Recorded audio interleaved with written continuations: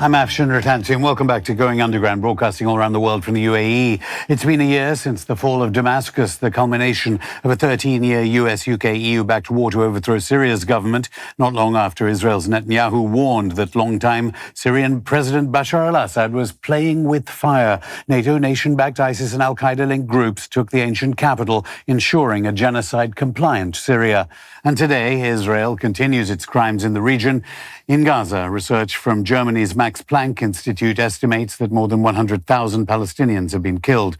And the October so-called ceasefire has given Gaza's people no respite as Israel presses ahead with the slaughter of children.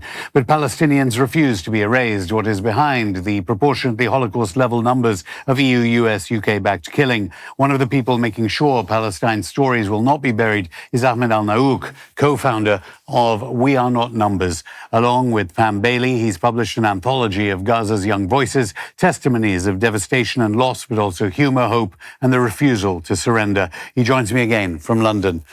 Ahmed, thanks so much for coming back. Numbers, of course, often all we have as journalists. The Max Planck Institute, as I just said, 100,000 perhaps killed. We don't have the figures. Journalists were not allowed in, a point made in the book.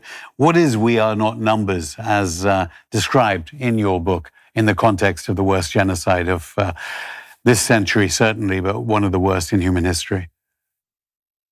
Well, We Are Not Numbers is an organization that was founded and established in order to defy the reduction of the Palestinians into numbers by the mainstream media. As you have just mentioned, at least 100,000 Palestinians were killed during this genocide, but we are way more than that. We are more than statistics. We are more than numbers. We are human beings, and we have stories to share with the world, the stories of hope, stories of resilience, stories of resistance, stories of love. And we want the world to see us beyond these numbers, beyond these statistics that are often shown in the mainstream media. We are human beings just like you. Yeah, I mean, last time you were on, you told us about it. I mean, remind us about the 21 members of your family, let alone the stories in this book. Well, yeah, I think 2 years ago or earlier than that, I was with you and I talked about the 21 members of my family that were killed in a single airstrike in Gaza when Israel dropped a bomb in my home, killing all of them. The US F-16. An F-16. It was F-16, F-35. I don't know. It was an Israeli vehicle that dropped a bomb on my family home, killing the vast majority of my immediate family members, including 14 kids. But I have to say, they were killed on the 22nd of October, 2023. After that, I lost count how many other family members, how many friends and relatives I have lost. I don't know the exact numbers of these, of my loved ones who I lost. And that's why we are dedicating most of our time into telling the stories of these people who we have lost, these people who were killed, who did not deserve to die in this very barbaric way. They were humans, they had dreams, and some of them did not even have dreams. Some of them were kids, little kids, 2 or 3 or 5 years old. They did not even start living their life, and they were killed brutally for no crime they have committed, except for being Palestinians, except for being born in such a piece of land. And at the end of the book, you note that October the 7th must be seen in the context of years of non-violent action, petitions, UN filings, appeal to the ridiculous ICC, let alone the Great March of Return. It was a culmination. Yes, we Palestinians over the past 77 years, we have tried all forms of resistance, all forms of struggle against the occupation, calling for our freedom, calling for our dignity, calling for our rights. None of them worked. We have tried peaceful resistance. It did not work. It did not work. We tried the armed resistance. It did not work. We are sick and tired of trying and for pleading for our rights, of resisting the occupation. We are just humans who deserve to live. And we need the world to stand with us. Unfortunately, we Palestinians, we have done everything in our power to stop the genocide, to stop the occupation, to advocate for our rights, but we have been failed from our brothers, from our sisters in the world, and from the Western powers who have seen Palestinians as mere numbers, as people who are unworthy of life. And tell us about the book itself. I know one story was about one entry, as it were, was about how someone managed to read, I don't know, 150 novels on PDF format. We covered on Going Underground the ongoing need for Israel to destroy all the libraries and universities and areas of culture as part of an ethnic cleansing operation to destroy a culture. Tell us about the book itself.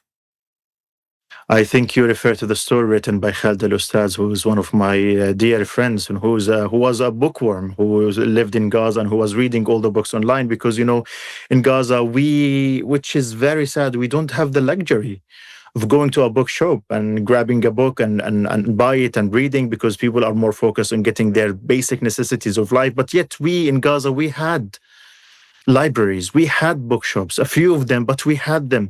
We had some of the big libraries at the universities, at Al-Azhar University, at the Islamic University. And you know what happened? What happened is that when the Israeli army went to Gaza, the first thing they did is going to these universities, bombing them, burning the libraries of these universities, so that the Palestinians do not even read.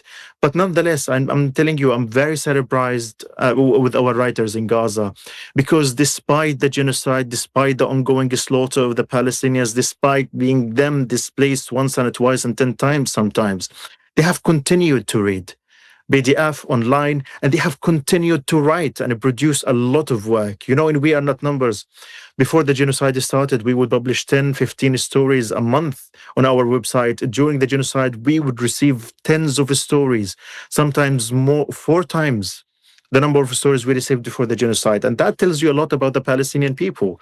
The Palestinian people are people who are eager to education. They are eager to educate themselves. They're eager to learn, to read, to write, to produce. They are artists, they are lovers, they're educators, they're educated people, and they have a lot to share with the world. And that's why we are publishing our book. That's why we started We Are Not Numbers, because we want to show the world the love that we have, the care that we have, the sympathy, the love for education, the love for work, and the love for storytelling. And there is nothing more powerful than a story when it is written by young people in Gaza who have lived and breathed the air of Gaza, who have endured decades of blockade, decades of occupation, and they have a lot of stories to share. They have a lot of stories to tell, and they are eager to be read. They're eager to be viewed by people as a human beings, not as a human animals, as described not only by the Israeli army, but also by some of its allies in the West. Yeah, the only view of Palestinians, if you could see it uncensored online, of course, were not even numbers. It was body parts, literally. And isn't there an irony that you're talking about the importance of words, but actually your book shows the ineffectiveness of words, of courageous journalism, so many journalists killed as well. Isn't that the irony, that actually words fail when it comes to stopping Western powers, Britain, the European Union and the United States, from arming this genocide under Joe Biden and the present leaders of Western Europe? Well, definitely words fail us. There are no enough words in our vocabulary, in our dictionary, that could describe the level of and the scale of destruction and pain and suffering and trauma and devastation of the Palestinian people in Gaza. But also words are very, very important. And that is exactly why Israel meant to kill as many journalists as they can in Gaza. That's why Israel meant to kill the co-founder of We Are Not Numbers, Dr. Rifat Al-Arir, because he was a poet, because he was a writer. And that's why Israel meant to kill the top university professors in Gaza. It's because they understand the value of words. It's because they understand the effectiveness of words and journalism and writing and journalism. That is why they made a genocide of scholars, of artists, of writers, of readers. And because they understand how powerful our writing is. But do you think it does stand as a testament to the failure of nonviolent resistance, in effect, this book? It doesn't work. I have to say, We Are Not Numbers is built on the principle of nonviolent resistance. This is how we resist Israel. We resist Israel, and our form is We Are Not Numbers in in words, in writing, in journalism. And yes, I understand that. I mean, Nonviolent you yourself say it in the book, only violence seems to draw attention. Violent. Unfortunately, we have been living a reality where there is only bloodshed that gets the Palestinians to get some attention to the Palestinian people. But we don't want this attention if it comes after the bloodshed of the Palestinian people. We're just stating a fact that unfortunately, only when the Palestinians are killed and only when the Israelis sometimes are hurt, there's all the media and all the world start talking about Gaza, but they never mention Gaza. They never talk about Gaza when we are being slowly killed by the Israeli occupation. This is not advocating for armed resistance. It is just stating the fact that the media attention that we receive happens only when we are being killed, or only when some Israelis are killed, unfortunately. But how many of the contributors to this volume do you think will be drawn now to see that violence, as tried from Havana to more recently Burkina Faso to so many places all around the world, is the answer to defeat power, that just culture cannot succeed in overcoming injustice? Well, I don't know. In We Are Not Numbers, we have over 400 writers. 59 writers contributed to this book. This is a wide range of Palestinians who lived in Gaza and outside Gaza, and they will have different backgrounds. They will have different opinions about this matter. What we do in We Are Not Numbers is that we promote the nonviolent, peaceful resistance through arts, through words, through journalism and media.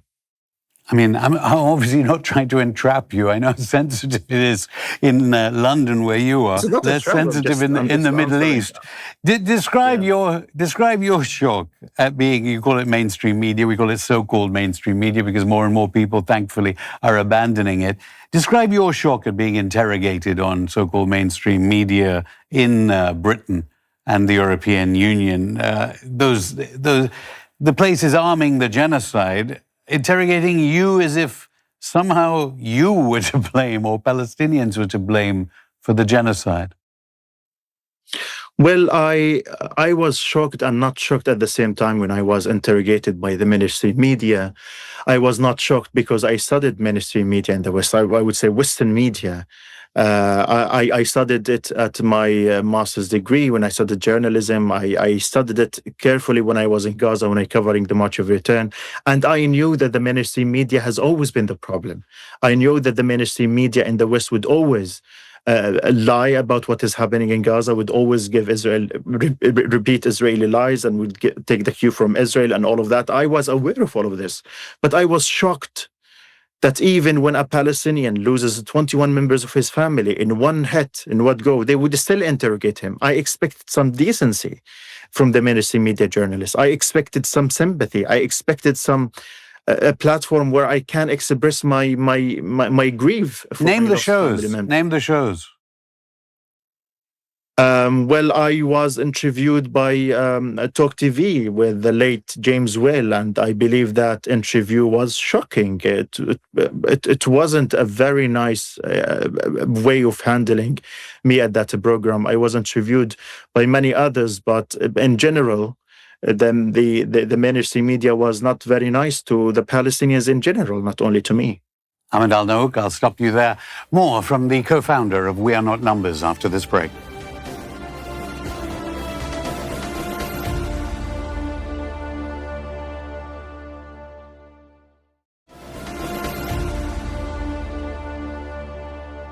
Welcome back to Going Underground. I'm still here with the co-founder of We Are Not Numbers, Ahmed Alnaouq.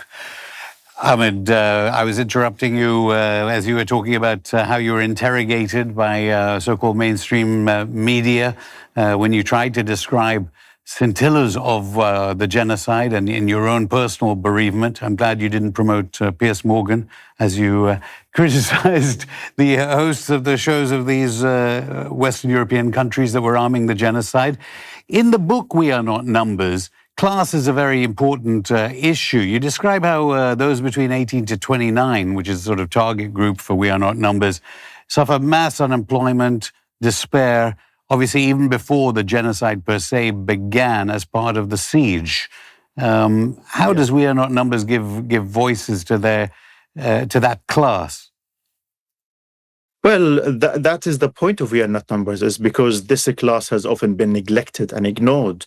When talked about Gaza, we often hear from pundits, from researchers, from people who do analysis or talk from a political perspective or media perspective, but often those who are always neglected are those who are living on the ground, who are young people, who don't have the expertise to appear on media, on the Western media, or even the Palestinian media.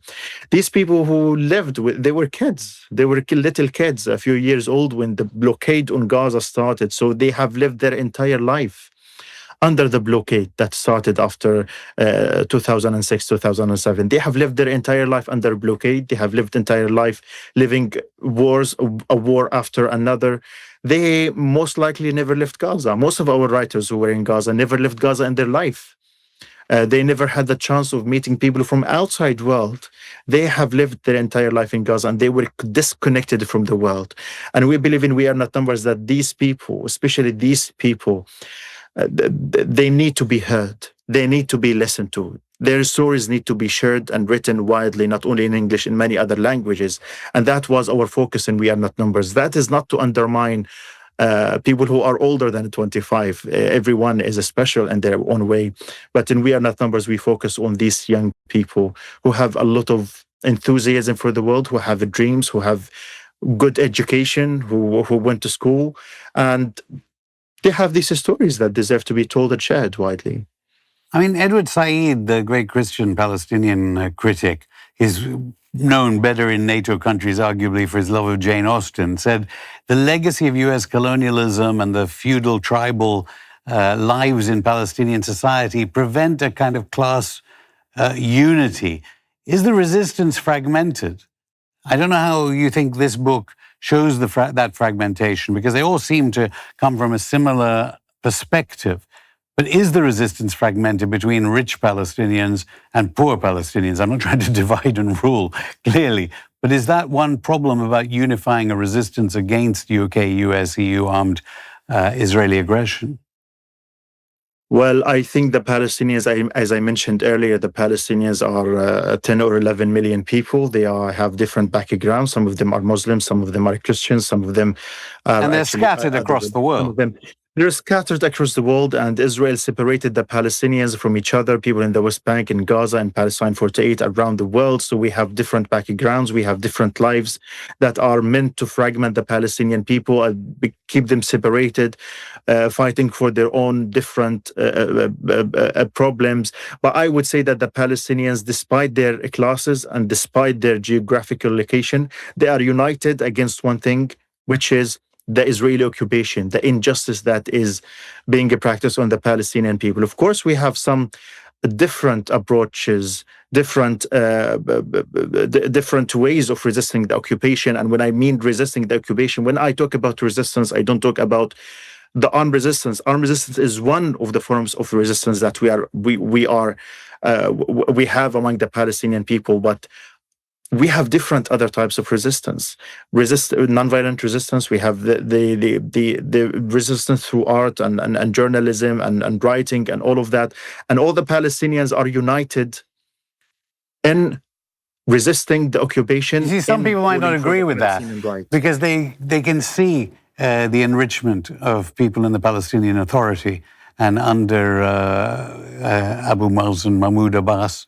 And isn't this class division responsible for the lack of unity in opposing, through a structured way, the Israeli project? Isn't that kind of fundamental? And isn't that something picked up upon? It's not picked up upon, that kind of class division, particularly, of the fact that the Palestinian bourgeoisie, for some, is the root cause of the the fragmentation of the resistance. I don't think we have a lot of bourgeoisie in the Palestinian society. We are mainly in the West Bank, middle class. There is a few bourgeoisie families in the West Bank, or even in Gaza.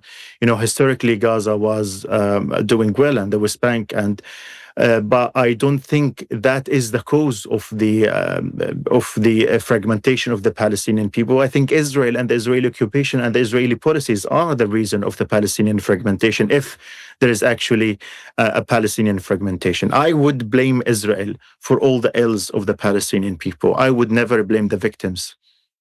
I mean, obviously Zionism began with the ideas of unifying class and quasi-socialist practices as they came to Palestine to throw out the rightful Arab owners off that land, which perhaps gave them strength. I don't know.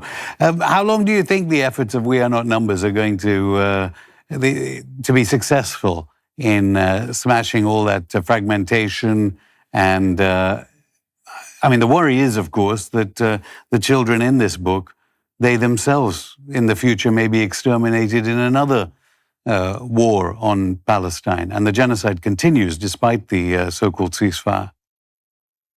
The genocide is continuing despite the so-called ceasefire. Every day, at least 8 Palestinians in Gaza are being killed. Israel bombed Khan Yunis, and we have an average of 8 Palestinians killed in Gaza despite the announcement of the ceasefire. The occupation, unfortunately, will continue. Israel is determined to take more than 50% of the Gazan land. They will stay in the Gazan land. The occupation and the genocide will continue in different ways, unfortunately. And I really do not want to see another generation of the Palestinian people exterminated or killed or harmed. And We Are Not Numbers will continue to resist the occupation with words. We'll continue to advocate for the Palestinian rights. We will continue to write the stories and share them with the world. We will continue to write books, and we will continue to illuminate the world about what is the reality of living in Gaza and under the occupation. I hope that in the next decade, Palestine will be free. I hope that the Palestinian people will not have to endure this pain and suffering. I hope that the Palestinians will finally gain their sovereignty and freedom and dignity. And I don't want to see another decade of suffering and pain and misery of the Palestinian people. And that's why we have to work collectively with each other. Everyone who's listening, everyone who's watching, they have to help the Palestinian people, because alone, I'm not sure we are going somewhere in the future. I mean, what have you felt being there in London about the so-called fake liberalism? How has it managed to mask the support for the genocide in these countries? They see themselves as cultured Western institutions, the universities.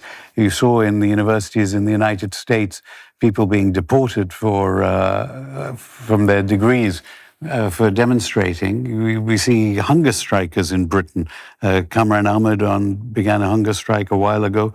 By the time this is broadcast, he may be off it for... I mean, you're living in a country where just wearing a T-shirt that expresses support for Palestine can send you to prison for 14 years. Some have remarked that it has also marked the end of liberalism and the liberal project in Western Europe. It has a boomerang effect. We think there are a lot of values that have been promoted in the West that have been proven hypocritical, to be honest. We live in the West. We thought that liberty and freedom, inequality, and the rule of international law is prevalent, and that these countries are based on democracy, and the people have the absolute power. But then, when the genocide came, we have all these values have been exposed. I no longer believe in any of these values. I believe in a principle with these values, but I don't believe that the Western countries can ever breach to us about human rights or the international law or democracy or freedom or equality. I don't understand what that means anymore in the West. It's but also at the same time in the UK, the people in the UK have proven to be a people who care for justice, for freedom, for dignity. We have seen a huge, massive protest that went out in support of Palestine and in support of the Palestinian people. But unfortunately, their government has never represented them in the way that they deserve. And just finally, countries that were obviously much better on this, Russia and China, they nevertheless, and We Are Not Numbers may depend on Donald Trump, the head of the Board of Peace or whatever it is of Gaza, after Resolution 2803 was passed at the UN Security Council, they vetoed they didn't veto that resolution. They abstained. I mean, what did you feel like about Russia and China? They were citing the fact that Arab countries were all accepting this resolution, so they abstained. What did you feel that Russia and China didn't veto it, the Trump peace plan? I don't know how I feel about it, but it's just funny that the U.S. this time did not veto this decision, this UN resolution, and they vetoed all the other resolution that called for the end of the occupation and end of the genocide in Gaza. And sometimes I just feel that this UN Security Council was made to protect Israel and to shield Israel from any accountability. It is what made this impunity for Israel that enhance the genocide, enhance the occupation. And I'm just, if you are speaking to a Palestinian, if I want to represent the Palestinians in this, we are so failed and disappointed in all of these world institutions. We're disappointed in the UN. We are disappointed in we're running out of time, Ahmed, but I should say Russia and China did offer words of support for Palestine all through it, unlike these NATO nation countries. But I should just finish by asking you, are you afraid that a second volume of We Are Not Numbers won't come out, given the draconian legislation passing through these NATO nation countries, claiming that to oppose genocide is somehow a crime? Let alone the power of Hollywood, Larry Ellison, the Oracle CEO relative who runs CBS News. Are words going to change for the worse to protect Israel even more in the future with Silicon Valley? I am worried about the future, especially after this genocide, and after we have seen that the social media played a huge role in educating the world about the genocide and what is really happening in Gaza. And then after that, we have seen that TikTok is being sold. We have seen new measures in the US media and new draconian measures against the pro-Palestine support on social media. I am afraid, I hope that we will not reach a point where books like We Are Not Numbers will be banned, or institutions like We Are Not Numbers will be banned or attacked in the West. I hope we will not reach to this point, but I believe if people do not take a step forward now to defend their freedom, to defend their liberty and human rights in the West, I'm afraid the West will be very draconian in the future. I hope it will not be that free world that they pretend they are. Ahmed Alnaouq, thank you. Thank you very much. And that's it for the show. We Are Not Numbers is out now. Our continued condolences to those bereaved by the UK-US-EU armed genocide across Palestine, Lebanon and Syria. We'll be back on Saturday. Until then, keep in touch via all our social media if it's not censored.